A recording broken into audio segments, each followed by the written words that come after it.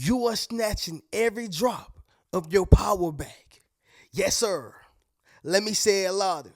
For my chosen ones in the back. Listen, family, you are snatching every drop of your power back. Somebody drop in the comments and say, I'm taking back control. Yes, sir. Make sure you drop in the comments, family, and say, I'm taking back control. Now, here's the issue, y'all. We have given someone too much power over our lives. Okay? We have given someone too much power over our decision making. And we have given someone or people, right, too much energy over the things that we do within our lives, right? Our daily routine.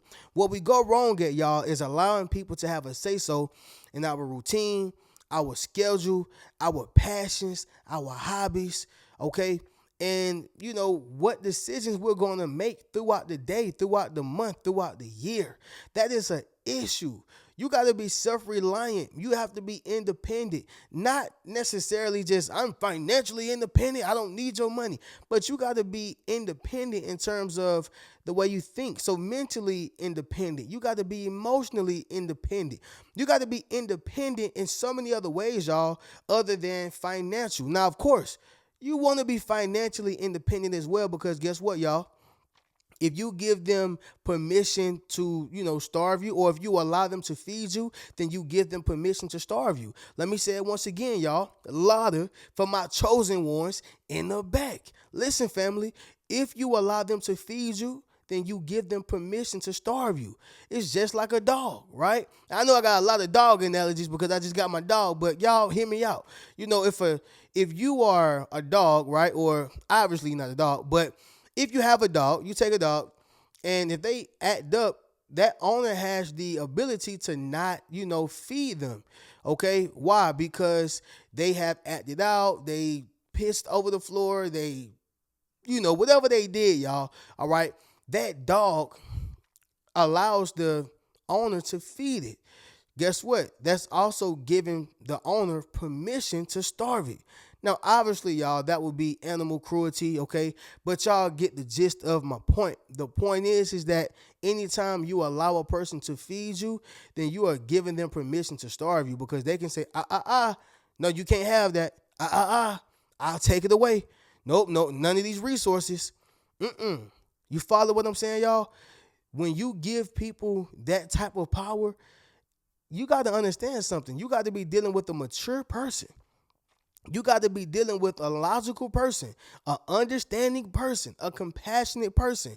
No disrespect to the ladies, but that's why every woman can't have a man's baby, right? Every woman can't have a man's baby. She can't, because once she get that little bump of power, she go to abusing it. She becomes a tyrant. I want this, or you can't see your child. I want this, or child support. Right? And I'm not saying this is all women. I'm just talking about the malicious and vindictive ones. Okay? Oh, yeah, men ain't safe neither. This happens more with women, in my opinion. But what happens when you have a vindictive or malicious man who's mad because you moved on after he messed up? Right? He want to kill you. Now he want to bust your tires. Now he want to come over unannounced. All these different things. It happens on both sides. But the baby thing definitely more so happens with woman scorn. A woman who still wanted that man and he moved on, or a woman who just can't stand to see this man happy without her. Yeah, I'm finna go ahead and break you down, buddy. I got that little bump. I got that little power, right? But that goes right back to what I'm saying. You got to snatch that power back, right? And sometimes, y'all, the power they only have is the power that we have given them. We gave them that authority. When you think about celebrities, when you think about popes, right? RP to the new pope. I don't even know, not RP to the new pope, but RP to the pope who just passed, right? I don't know him personally, but RP to him. But when you're talking about the pope, president, celebrities, people in position, any type of public figure or any type of politician, they had to be put in that position in order to get there, right? We gave them that power. When I say we, I'm talking about the people. Power to the people. We gave them that power. You follow what I'm saying? That's why the true power don't lie in one man's or one woman's hand. It lies in the hands of the people because we as a people put you in that position to be a leader. Make sense of what I'm saying? Guess what? The only power you have over your kids is the power they give you. Once they get to 15, 16, 17, shoot, even 12 years old, let you not be a good parent. They're going to remove their power. Now, obviously, teenagers are going to be teenagers, but once they're old enough to really know, like, okay, I got good parents, it's just me, or I just want to do what I want to do. Listen, time will come to where they'll be able to come to you and say, I'm sorry, I was wrong at some point. But let you not be there. Let you not be a parent, a mom, or a dad. They're gonna revoke your badge. You don't hurt me no more. You don't get to tell me what to do no more. I don't see you as an authority figure. You follow what I'm saying, y'all? That's them taking their power back, right? Somebody drop in the comments and once again say, I'm taking control, all right? Make sure you drop in the comments, family, say I'm taking control. But my bad with the long introduction. This right here is just a very, very real video for me because we tend to not realize how much power we have given to a person, how much power we have given to a job, how much power we have given to social media, how much power we have given a substance. And then once we wake up, drop that down below in the comments, y'all. Wake up.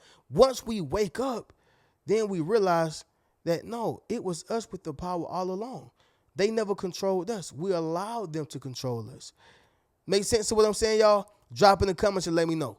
But anyway, y'all, let's go ahead and get directly into it. Second video of today, still here on the legendary Great Couch, and we're about to get right into it. Y'all leave a thumbs up on this video as well as subscribe to the channel, and be sure to ring my bell so you can be notified after every single video I post. Let's get right into it, y'all. So, number one, you gave them too much emotional control, all right? You gave them too much emotional control. Okay, now, since women are more emotional creatures, they tend to do this. But us men have emotions too, so we can do it as well, right? So when you're talking about giving a person emotional control, this means that you can't sleep without talking to this person. That is emotional control. You can't think without talking to this person. That is emotional control. You have withdrawals when this person is not around. Although that is a natural thing, it's still giving them so much or too much emotional control. When they have emotional control, this means that they can say something and piss you off. They can say something and make you mad. They can say something and throw you off center. Your whole day be messed up after they done hit you with that text. Hey, I'm sorry, but we gotta break up.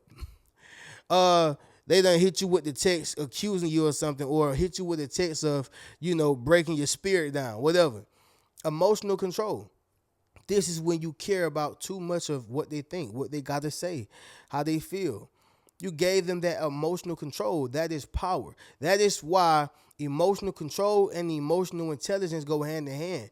Yes, you have to know how to control your emotions or have emotional control. But in order to have emotional control, it's going to take a level of emotional intelligence, right? In order to have emotional control, it's going to take a level of emotional intelligence, which means you got to know how to think through your emotions. You got to know how to feel correctly through your emotions. You have to understand how to manage your emotions. But when you have no emotional control and you have given it to someone else, now they hold the keys to your house.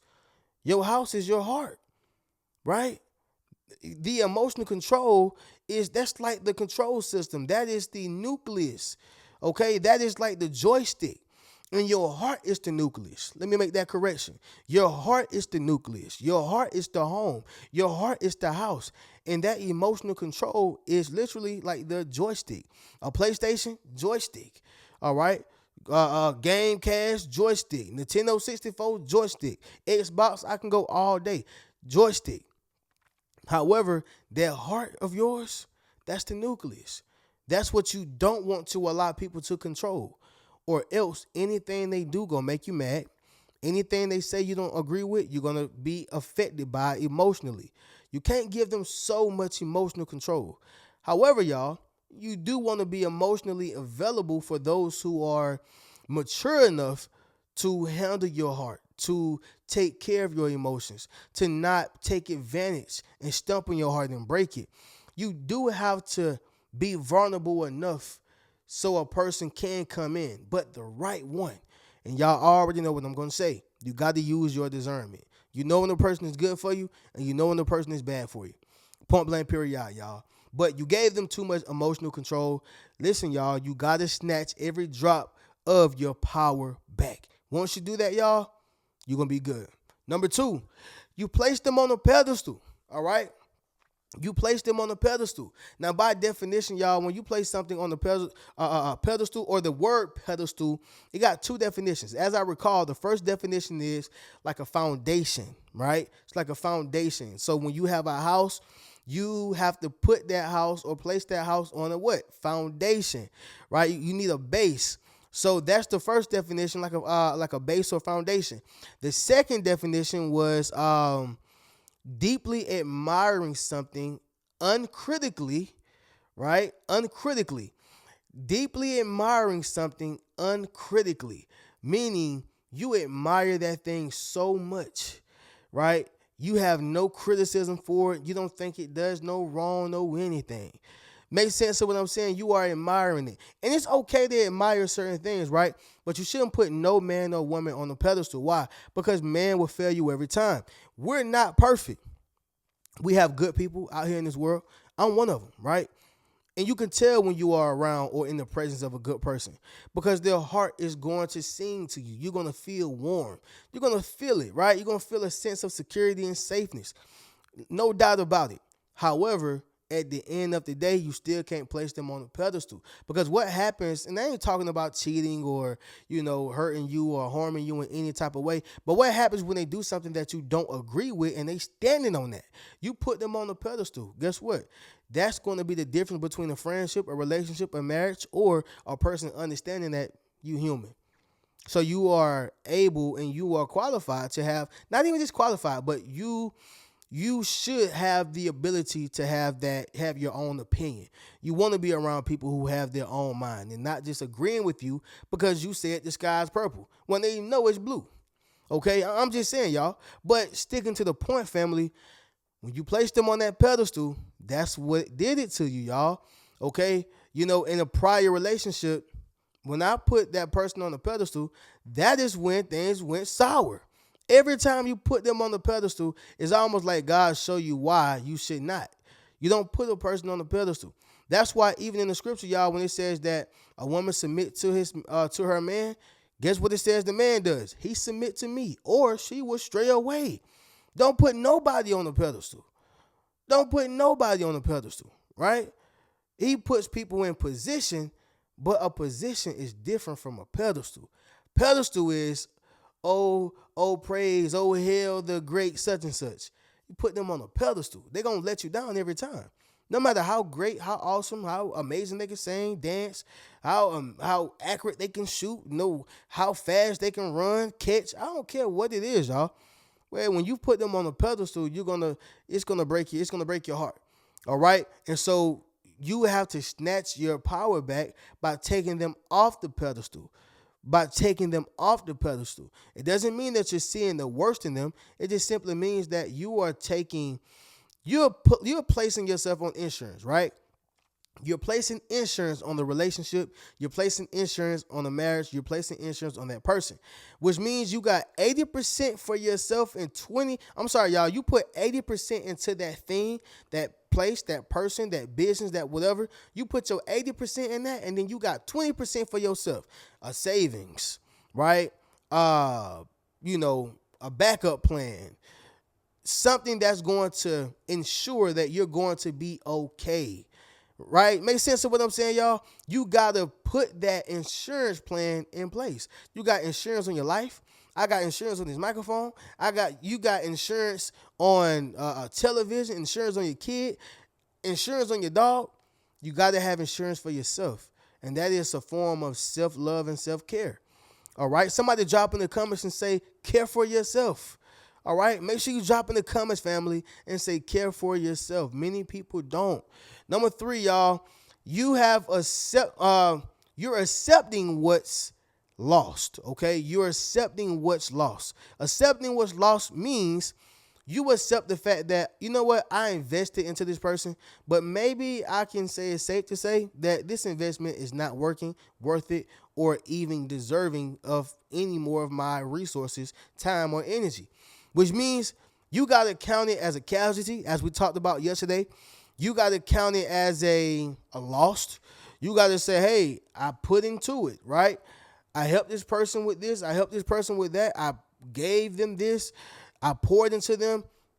It just ain't working. A lot of times what we do wrong is we fall in love with potential. We fall in love with potential. We pay attention to who they can become, and we stop looking at who they are. See, it's not about judging the person for where they are currently, but what you should judge is how long they've been there. And how long have they been exposed to the truth? How long have they been exposed to better? Because the problem is not, hey, I'm stuck in this terrible place. The problem is you are stuck in this terrible place, but you have been exposed to how to get out of it. Now we're dealing with mental barriers, emotional barriers, or just the overall poverty mindset. And I don't mean just only being poor, but thinking poorly, which equates to having poor results. Thinking poorly, not poor in your pockets, but thinking poorly. All right, somebody drop in the comments and say, think rich. And that's why my whole thing is keep a rich mentality. But the point is, y'all, is that you have accepted what's lost. See, let me break down what it means to give. See, when you are a good-hearted person, like I said, y'all, there are people with bad hearts or bad people who are trying to keep a good image, and they give out millions of dollars every year. They give out thousands of dollars. They give out burgers. They feed homeless. I mean, y'all seen Frank Lucas movie? His mentor was a cold-blood killer. A cold-blood killer. He was feeding people turkeys, giving out turkeys to the neighborhood. It's rappers who don't put nothing into the community, but when Thanksgiving come around, they give out 70,000 turkeys. I mean, so just because you give, it don't mean that you are a great person. Let's go ahead and get that clear. But for those who do give with good intentions and they are really a good person, understand this right here, y'all. I'm going to tell y'all because I'm a good person. When you are giving, what you're really doing is cutting a slice of yourself and handing it to somebody. I'm going to say that once again, y'all. When you are giving, you're cutting a slice of yourself and handing it to somebody. So every time you give, every time a good person give, think of it like this. They are cutting a piece off their finger and saying, here you go. They're cutting a piece off their arm and saying, hey, here you go. They're taking the shirt off their back and saying, hey, here you go. And the reason why people stay stuck in a bad relationship, a bad marriage, a bad friendship, best friend, situationship, whatever the case is because they are chasing their investment, right? They are chasing what they have given, not just only the investment because they wanted something back. No, they're chasing they're chasing the piece that they gave off. My finger, my leg, my heart, my arm, my jaw. You follow what I'm saying? I'm chasing what I have given because I wasn't looking for something back. It wasn't transactional, but that was my way of showing love. So it's almost like they took a piece of your heart or took a piece of who you are as a person and ran away with it. That's what you're chasing. You're not just chasing the investment. You're chasing the blood, the sweat, and tears you gave them. You're chasing the flesh you gave them. That's what you're chasing. That's why it hurts. That's why it hurts a good-hearted person so much when they have given, because they feel like I have given you me. If I literally gave you my arm, you can equate that to a person, a good-hearted person, giving and giving and giving because they're giving a part of them. That's why I say when you have finally accepted what is lost, the money you gave them, the places of stay, the time, the energy, the effort, the love, the pouring into, the building up, all that, whatever you have done, when you accept that as a loss, then you're gonna get your power back. But if you don't accept that as a loss, if you keep looking around like, am I gonna get the closure? Are they gonna come back? Are they really gonna do me like that? Yeah, they're gonna do you like that. And you gotta understand that this is who they are, not who they turned into, but who they've already been. You're just now seeing it. And that's the sad reality. So you have to accept what is lost, the time, the memories, the places y'all went to go eat at, the bond, okay, the music y'all listen to, the TV y'all watch, the movies, whatever. You got to accept that as a lost, because that person has walked off and ran off, and they're going to do the same thing with you with someone else, unless they become a better person or a worse person, or a more terrible person rather. So that's the point. That's the breakdown of what you mean, what it means to give.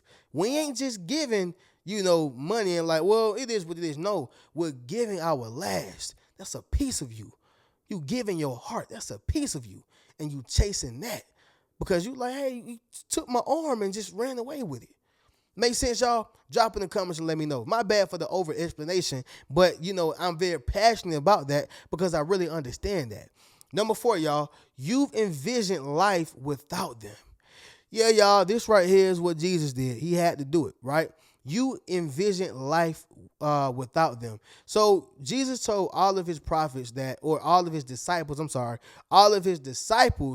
that at some point I'm going to die, and y'all going to have to preach the word without me. And he went into his lecture. He had to imagine life and envision life without them so that they could then envision life without him. He was preparing them for something big.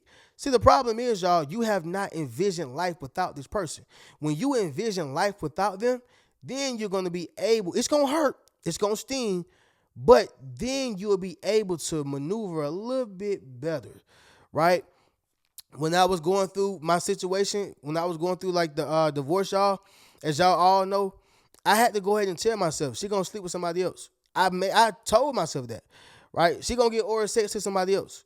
Somebody else going to knock her back loose.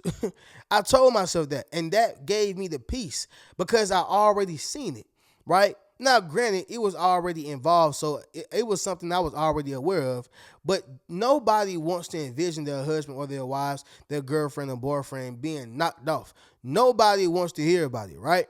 Although that's the music that's being promoted, that's the movies that are being promoted, that's the message, that's social media, who cheating on who sleeping with who, that's just the agenda that the devil got everybody promoting, right?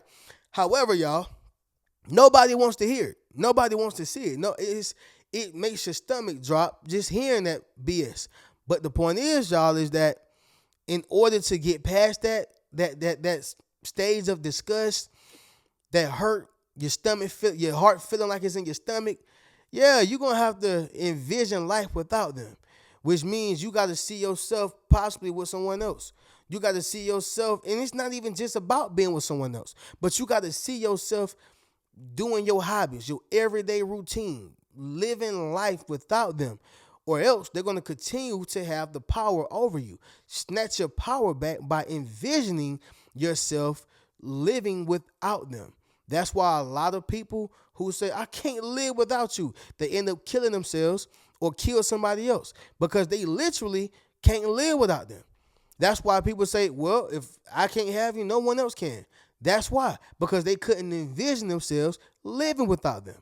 Make sense of what I'm saying, y'all? Drop in the comments and let me know. Number 5, family, is this right here. You are shifting the energy, okay?